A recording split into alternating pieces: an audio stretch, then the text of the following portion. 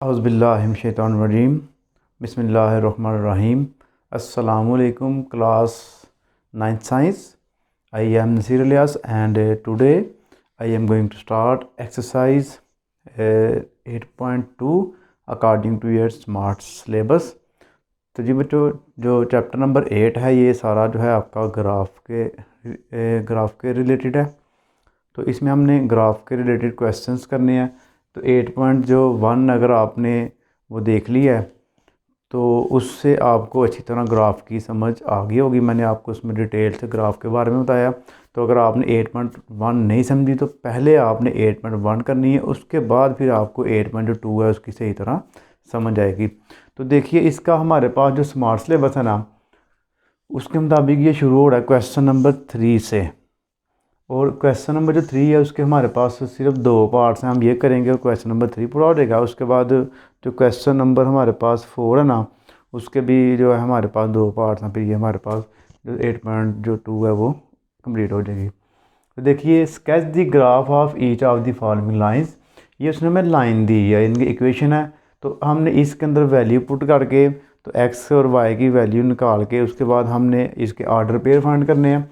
Order pair find करने के बाद फिर हम उनको इस ग्राफ के ऊपर प्लॉट करेंगे। तो देखिए, सबसे पहले आप यहाँ पर एक्स के हिसाब से इक्वेशन को सिंप्लीफाई कर लें या फिर वाई के हिसाब से कर लें, ये आपकी मर्ज़ी है। तो मैं जो है यहाँ पर इसको वाई के हिसाब से करने लगा हूँ। सोल्यूशन लिख लें आप 3x-1। ये जो -2y है इसको इधर ला के आप कर लें +2y। जी ठीक हो गया ना।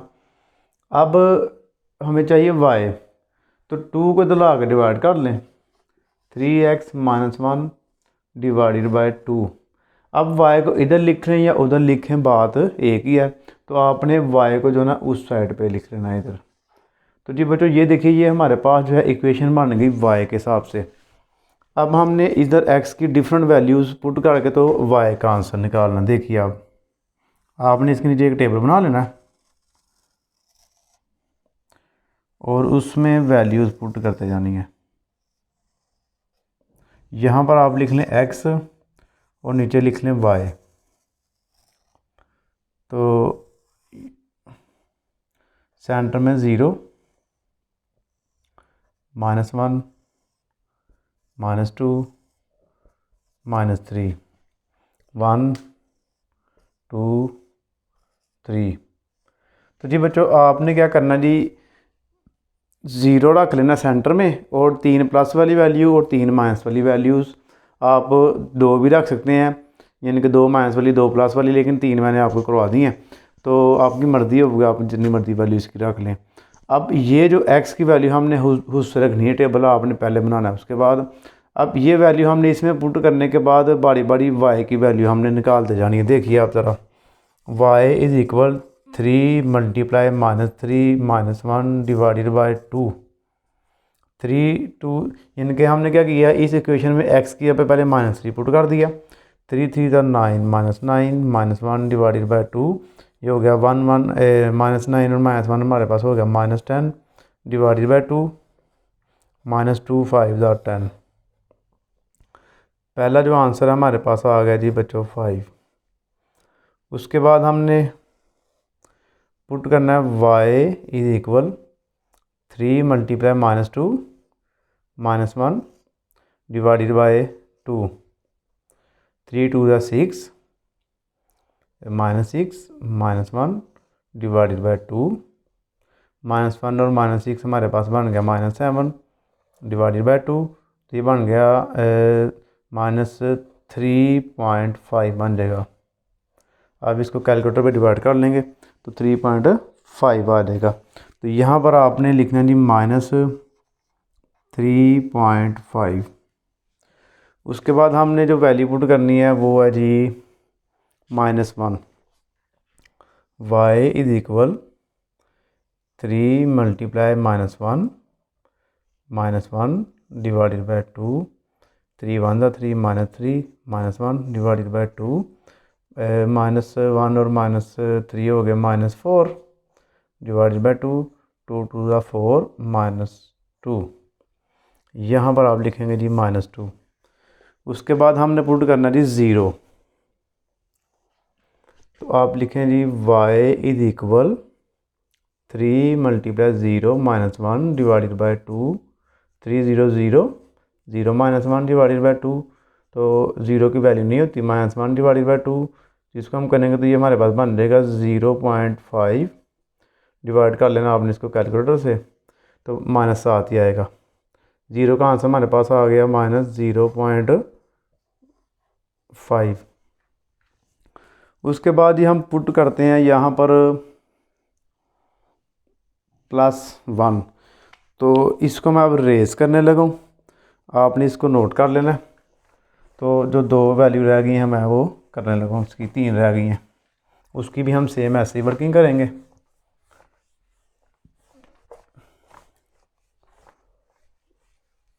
तो जी देखिए y is equal 3 multiply 1 minus 1 divided by 2, 3 1 ज़ा 3 माइनस 1 डिवाइडेड बाई 2, 3 में से 2 माइनस कर दें 1 रह गया, 2 को 2 पर डिवाइड कर दें, 2 1 ज़ार 2, तो इसका 1 आंसर आ गया हमारे पास। y is equal 3 multiply 2 minus 1 divide 2, 3 2 6 minus 1 divided by 2, और 5 में से 6 में से 1 माइनस कर दें 5 आ गया, 5 को 2 पर डिवाइड करिए, 2.5 इसका आंसर आ जाएगा। 2.5 आ गया इसका। अब एक रह गई हमारे पास, y is equal 3 multiply 3 minus 1 divided by 2, 3 3 ज़ा 9 माइनस 1 डिवाइडेड बाई 2, 8 रह गया हमारे पास, 8 को 2 पर डिवाइड कर दें, 2 4 ज़ार 8, तो इसका हमारे पास आ गया जी 4 आंसर। अब हमें जो चाहिए वो मेन ये टेबल है हमारे पास, ये जी ऑर्डर पेयर आ गए, एक्स वाई का ये पेयर आ गए। अब हम इसको ग्राफ के ऊपर लिखेंगे, ग्राफ पर लिखने के बाद तो हम इसका आंसर निकालते हैं। देखिए एक्स का जो है हमारे पास -3 है और वाई का -5 है, तो एक्स का -3 हमारे पास देखिए ये प्लस वाला ये माइनस वाला ये आ गया, और वाई का जो हमारे पास है -5 तो ये यहाँ पे है। इन दोनों को -3 को और -5 को आपने मिला के तो एक डॉट लगा देना यहाँ पे जी। उसके बाद -2 हमारे पास x का यहाँ पे है, और -3.5 जी। 2 तो आ गया। अब देखिए पॉइंट वाली वैल्यूज़ नहीं है हमारे पास यहाँ पे, तो देखिए ये तो होता है 0 और 1 के दरमियान हमारे पास होता है 0.5, फिर 1 और 2 के दरमियान होता है 1.5, और 2 और 3 के दरमियान होता है 2.5, और 3 और 4 के दरमियान हमारे पास होगा 3.5, तो ये इसके सेंटर में हमारे पास आ रहा है, और यहाँ पर ऊपर से -2, और इन दोनों के सेंटर्स में आपने ऐसे निशान लगा देना है जी, ये आ गया डॉट। उसके बाद -1 और -2, -1 हमारे पास ये आ गया x का, और y का हमारे पास आ गया जी 2, -2 यहाँ पे आ गया। उसके बाद 0 और -0.5, तो 0 तो ये हो गया हमारे पास x का, और इसका इन दोनों के दरमियान में आपने लाइन लगानी है, और ये इस लाइन के ऊपर ही पॉइंट आएगा ये वाला। उसके बाद 1 और 1 दोनों प्लस वाली हैं, तो ये प्लस वाला 1 ये प्लस वाला 1, इनके पहले x का और फिर y का देखना आपने, इन दोनों को मिला के तो आप यहाँ पर लाइन लगा दें। उसके बाद 2 और 2.5, 2 हो गया x का, ये 2 आ गया हमारे पास x का, और 2.5 हो गया y का, ये 2 और 3 के दरमियान 0.5, तो यहाँ पर देखिए आप इसको मिला के तो इसके दरमियान में आपने देखे ये डॉट लगा दिया। उसके बाद ये हमारे पास आ गया 3 और 4, 3x का और 4 आ गया y का, ये यहाँ पे डॉट लगा दें। अब इसमें से हमने लाइन गुजार देनी है, तो ये हमारे पास लाइन आ जाएगी, ग्राफ आ जाएगा इसका। तो इसके दरमियान से आपने एक ऐसे सीधी लाइन लगा देनी है जी बच्चों। ये जो है हमारे पास आ गई लाइन, इसके ऊपर अब आपने ऑर्डर पेयर सब पे लिख लेने हैं, -3 -5 इसके ऊपर लिख लेना है। यहाँ पर हमने लिखा था -2 और -3.5, यहाँ पर हमने लिखा था -1 -2 और इसके ऊपर हमने लिखा था जी 0 -0.5, यहाँ पर 1 1, यहाँ पर 2 2.5 और यहाँ पर आप लिखेंगे 3 और 4। तो ये जो है हमारे पास आ गया पहले जो क्वेश्चन नंबर 3 का पार्ट बी है उसका आंसर। तो अगर आपने इसी को ग्राफ के ऊपर बनाना है तो ग्राफ जो है उसकी मैं इस वीडियो की डिस्क्रिप्शन में एक वीडियो का लिंक दे दूंगा, वो मैंने करवाई थी आर्ट्स वाले बच्चों को, और उसके अंदर भी आपका ग्राफ जो पेपर है वो यूज़ करना मैंने सिखाया, तो वो वहाँ पर आप इसको देख के ग्राफ पेपर यूज़ करना सीख लेंगे, वो मैंने बड़ा डिटेल से बताया हुआ है। लेकिन अक्सर बच्चे जो हैं वो इसी तरह इसको करते हैं, कॉपी पर ही कराते हैं, ग्राफ पेपर के जो चक्कर में नहीं पढ़ते हैं। वैसे वो बोर्ड वाले हैं वो आपको ग्राफ पेपर देंगे सॉल्व करने के लिए, अगर कॉपी पे भी कर लेंगे तो वो भी बेहतर है।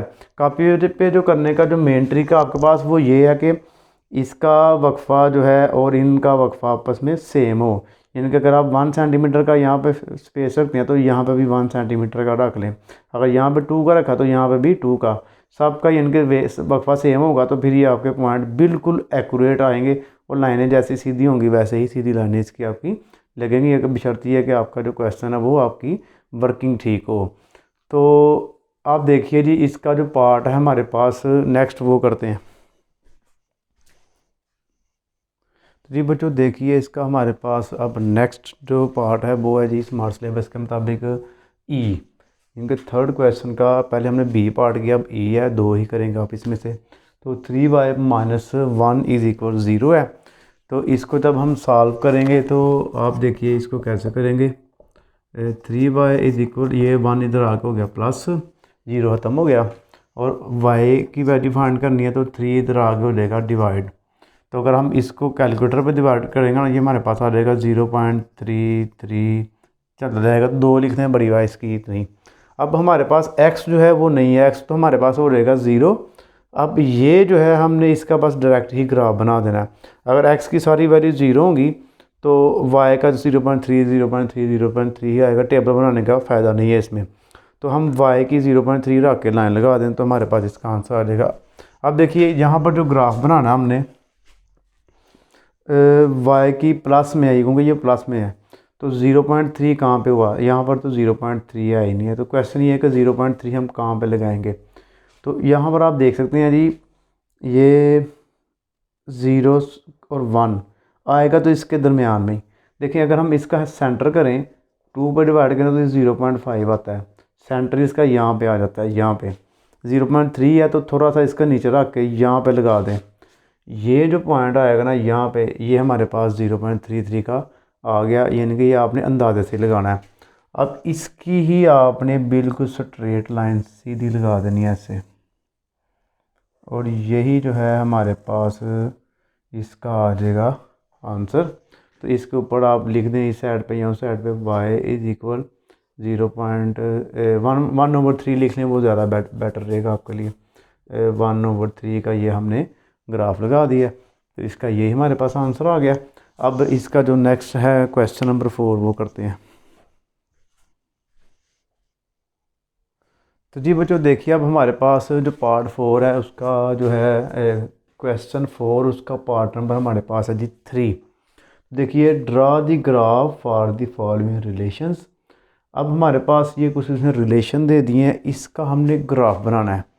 तो इनका आपस में क्या रिलेशन है जी, ये हमारे पास है फ़ारेनहीट का फार्मूला, तो इसकी मदद से हमने जो है सेंटीग्रेड की वैल्यू डिफरेंट पुट करके तो फ़ारेनहीट की वैल्यूज़ फाइंड करनी है। तो सी की वैल्यू आपने खुद से अज्यूम करके रख लेनी है, कोई भी वैल्यू रख लें आप, आपकी अपनी मर्ज़ी होगी। सी की वैल्यू पुट करके अपने से तो एफ़ के आंसर निकालने और फिर सी और एफ़ का ग्राफ आपने बना देना है। इनके आप सिंपली कह सकते हैं कि ये अब आपके पास हो गया एक्स, ये हो गया वाई, यानी कि एक्स वाई की वैल्यू पुट करके तो आपने एक्स के आंसर निकालने हैं, बाद में दोनों ऑर्डर पेयर को मिला के तो ग्राफ बना देना है। यहाँ ये आपके पास वाई हो गया और ये बाहर वाला हो गया एक्स, तो एक्स की वैल्यू पुट करके यानी कि आपका वही सेम कॉन्सेप्ट वो यहाँ पे यूज़ हो रहा है, बस यहाँ पर उसने सी और एफ यूज़ कर दिया। आपने इसको देख के कन्फ्यूज़ नहीं होना, फार्मूला उसने हमें दे दिया, इस फार्मूले में हम बस वैल्यूज़ पुट करेंगे और इसके आंसर्स निकाल लेंगे। तो देखिए आपने क्या करना है, पहले टेबल बना लेना है। 3 या 4 वैल्यूज हम इसकी कर लेंगे, वही काफ़ी होंगी इसकी। तो यहाँ पर ये हमारे पास आ गया जी टेबल। हमने f फाइंड करना है, c की वैल्यू हम पुट करेंगे, हमारे पास f का आंसर आता जाएगा। पहले मैं c रख लेता हूँ जी 0, उसके बाद मैं c रख लेता हूँ जी 5, 10, 3 भी बहुत ना, तो एक और कर लेते हैं 15। 3 वैल्यूज मैंने रख ली।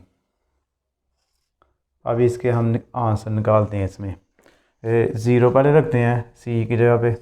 f is equal 9/5 multiply 0 plus 32। 9/5 को मल्टीप्लाई करेंगे 0 से, 0 से करेंगे मल्टीप्लाई तो 0 ही आ जाएगा। 0 प्लस 32, 32 में 0 प्लस कर लेंगे, 32 आ गया। 32 डिग्री हमारे पास आ गया। उसके बाद दूसरी वैल्यू पुट कर लें। f is equal 9/5 multiply 5 plus 32। तो 9/5, ये देखें 5 से कैंसिल कर दें, 9 ऐसे ही आ गया। 9 प्लस 32 कर लें तो हमारे पास ये बन जाएगा 41। तो 41 यहाँ पे आ गया हमारे पास। अब तो थर्ड है इसका, f is equal 9/5 multiply 10 plus 32। तो इसको डिवाइड करके ना आप दो तरीके हैं। एक तो ये इसकी कटिंग कर लें, वो आसान है। 5 1 5, 5 2 10, 2 9 18। 18 में 32 प्लस कर लें, तो 18 में अगर हम 32 प्लस करेंगे ना तो ये हमारे पास बन जाएगा 50। यहाँ पर हमारे पास आ गया जी 50। अब इसकी लास्ट रह गई है, वो कर लेते हैं। f is equal 9/5 multiply 15 plus 32। 5 3 15 और 3 9 27 प्लस 32। और 37 और 32 को प्लस कर लें, 27 प्लस 32 कर लें, तो ये हमारे पास आ जाएगा जी 59। तो जी आइए अब हम बनाते हैं इसका ग्राफ। तो अब देखिए हमारे पास जो है ये सारी की सारी प्लस वाली वैल्यूज हैं, माइनस वाली हमारे पास कोई वैल्यू नहीं है। तो हम जो सिर्फ प्लस वाला ग्राफ है ना वही बना लेते हैं, कोई फ़ायदा नहीं माइनस वाली वैल्यू लिखने का। तो हम जो सिर्फ प्लस वाला हिस्सा है ना ग्राफ का वो बनाते हैं। ये जी एक्स हो गया, ये एक्स एक्सिस, ये हमारे पास हो गया वाई एक्सिस। अब क्वेश्चन आपके पास ये है कि आपके पास सी वैल्यू आएगा कि एफ नीचे लिखेंगे या सी लिखेंगे। तो हम सिंपली क्या करते हैं, आपको जो सी मर्ज़ी लिख लें, लेकिन जो ज़्यादा बेटर लग रहा है वो सी नीचे रख लें आप। इधर सी की वैल्यू और एफ़ की वैल्यू हम रख लेते हैं यहाँ पे। तो यहाँ पर आप देखिए जी 0 हो गया सेंटर में। उसके बाद जो है 5 आ गया यहाँ पे। 5 का डिफरेंस रख लेते हैं 10 15। ओके हो गया जी। उसके बाद हमारे पास जो है वहाँ पर आप देखिए 32 है, 41 है, 50 और 59 है। तो हम यहाँ पर अगर हम 5 का वक्फा रखें तो हमारे पास जो है वह 60 तक हम लिखेंगे, यानी कि 12 वैल्यूज़ आ जाएंगी। तो हम अगर 10 का रख लें तो फिर हमारे पास हो जाएगी पूरी। तो अब यहाँ पर 10 का रख लें डिफरेंस। तो यहाँ पर आप देखिए जी 10 20 30 40 50 60। तो इसके अंदर ये हमारी कवर हो जाएंगी। अब आपने इसके बनाना है जी ग्राफ। तो ग्राफ के लिए आपने पहले आर्डर पेयर देखने हैं जी 0 और 35 है। ये नीचे हमारे पास अब 0 है एक्स एक्सिस पे। तो 0 हमारे पास हो गया सी का ये, और एफ़ का 35 है, सॉरी 32। तो 30 से थोड़ा सा ऊपर यहाँ पे ये डॉट लगा दें आप। उसके बाद 5 और 41, ये 5 हमारे पास ये आ गया, और 41 जो है ये 40 से थोड़ा सा ऊपर, 1 डिजिट ऊपर। तो ये हमारा दूसरा पॉइंट आ गया। उसके बाद तीसरा जो है 10 और 50। 10 तो यहाँ पे आ गया, और 50 जो है ये इसके सामने आ जाएगा। ये आ गया तीसरा पॉइंट। और लास्ट में हमारे पास है 15 और 59। इसको थोड़ा सा नीचे कर लें, ये यहाँ पे जी, ये हमारे पास 15 हो गया। और 59 जो हमारा 60 से एक डिजिट नीचे आएगा यहाँ पे, तो यहाँ पर आके ना आप एक पॉइंट लगा देंगे और फिर इन लाइन में इन डॉट में से ना आपने एक ऐसे लाइन लगा देनी है। तो ये हमारे पास बन गया एफ़ का ग्राफ, सी और एफ़ का ग्राफ। तो यहाँ पर हम इसकी वैल्यू लिखते हैं 0.32, एक्स वैल्यू पहले आनी चाहिए और दूसरी बाद में 5.41, उसके बाद 10.50 और 15 और 59। तो जी बच्चों, ये जो है इसका हमारे पास आ गया आंसर क्वेश्चन 4 का पार्ट नंबर 3। अब हम इसका जो नेक्स्ट है एक पार्ट रह गया वो करते हैं, फिर आपकी 8.2 हो जाएगी कंप्लीट। तो जी बच्चों देखिए, अब हमारे पास जो क्वेश्चन 4 है इसका पार्ट नंबर 4 ही है। तो ये जो स्मार्ट सिलेबस के मुताबिक हमारे पास लास्ट क्वेश्चन है, इसके साथ आपकी 8.2 कंप्लीट हो जाएगी। तो अगर आपको अभी तक जो है चैनल को सब्सक्राइब नहीं किया तो बराए मेहरबानी चैनल को ज़रूर सब्सक्राइब कर दें, वीडियो को लाइक ज़रूर किया करें, और अगर आपको वीडियो पसंद आ रही है तो एक अच्छा सा नीचे कमेंट कर दिया करें। तो क्योंकि बहुत ज़्यादा मेहनत होती है आपका जो है ये काम करवाने के लिए। देखने में तो आपको आधे घंटे की यानी कि ये लगती है वीडियो, लेकिन आधे घंटे के पीछे कम से कम घंटा डेढ़ लग जाता है बोर्ड को रेडी करने और क्वेश्चन को रेडी करने, इसको तैयार करने में। तो आपके लिए मेहनत कर रहे हैं तो अपने दोस्तों को बताया करें ताकि वो भी जो है इस वीडियो से इस्तेफादा हासिल कर सकें। तो आपके जो स्मार्ट सिलेबस हैं, जो बच्चों का लॉस होगा पढ़ाई का, वो भी घर बैठ के बच्चे आराम से पढ़ सकें। तो देखिए, draw the graph for the following relations. हमने क्या करना है, इसका ग्राफ ड्रा करना है। एक साइड पे हमारे पास 1 रुपये या एक साइड पे हमारे पास डॉलर है। तो इसको आप देखिए, पाकिस्तानी 1 रुपया 1/86 डॉलर के इक्वल है। इनके पाकिस्तान का जो 1 रुपया है उसकी वैल्यू इतनी डाउन है कि अगर हम इसको डिवाइड करें जो पॉइंट में आंसर आएगा उसके इक्वल होगा।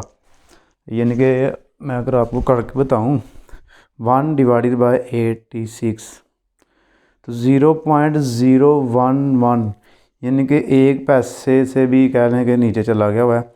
तो हम क्या करेंगे, डॉलर का और रुपीज़ का जो है रिलेशन बनाएंगे। 86 डिवाइडेड ला के इसको मल्टीप्लाई करें। यहाँ पर हमारे पास है 1 रुपीज़, तो आप इसको लिख सकते हैं जी ₹1 मल्टीप्लाई 86 इज इक्वल $1 बच गया। अब देखिए, इसको मल्टीप्लाई कर लेते हैं, इसको हम सीधा करके अब लिख सकते हैं $1 इज इक्वल 86 1/86, तो ₹86 के इक्वल है। यानी कि जो $1 है वो 86 के बराबर है। तो अब हम इसका ग्राफ बनाते हैं। देखिए,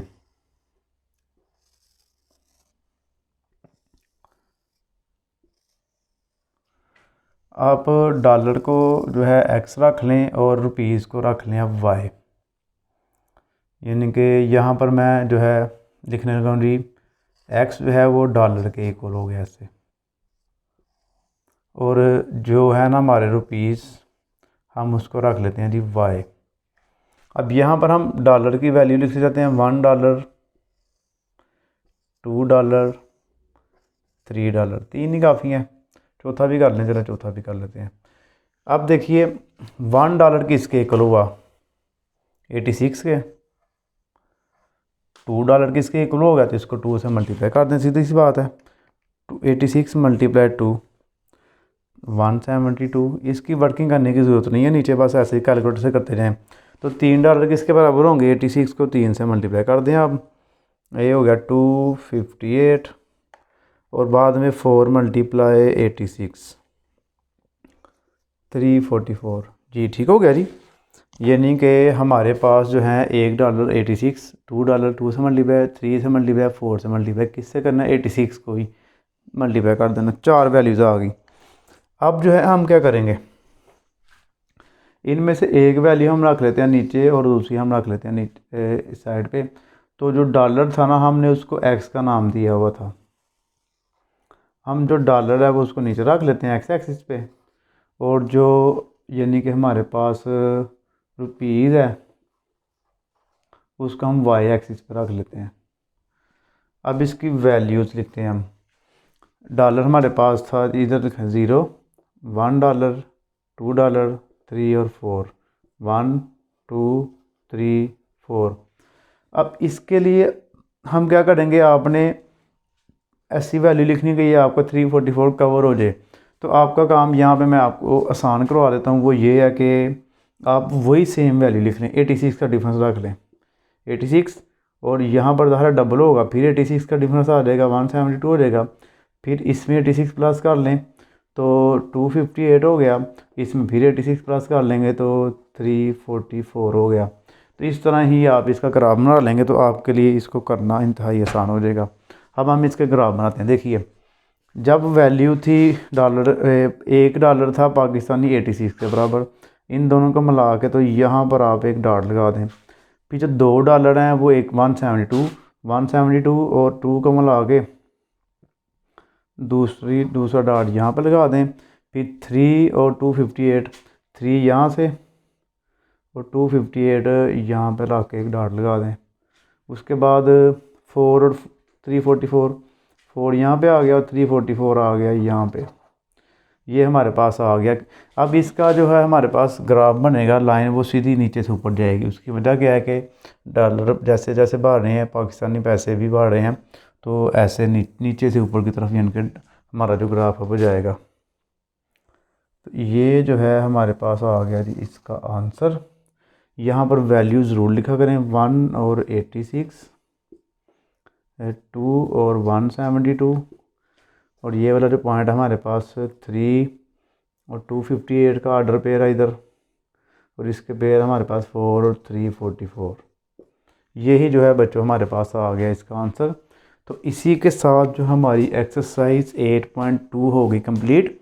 तो दोबारा आपको याद करवाते चले हैं, चैनल को ज़रूर सब्सक्राइब करें, वीडियो को लाइक और शेयर ज़रूर किया करें, और अपनी दुआ में आपने याद रखना है। जज़ाकल्लाह, अल्लाह हाफिज़।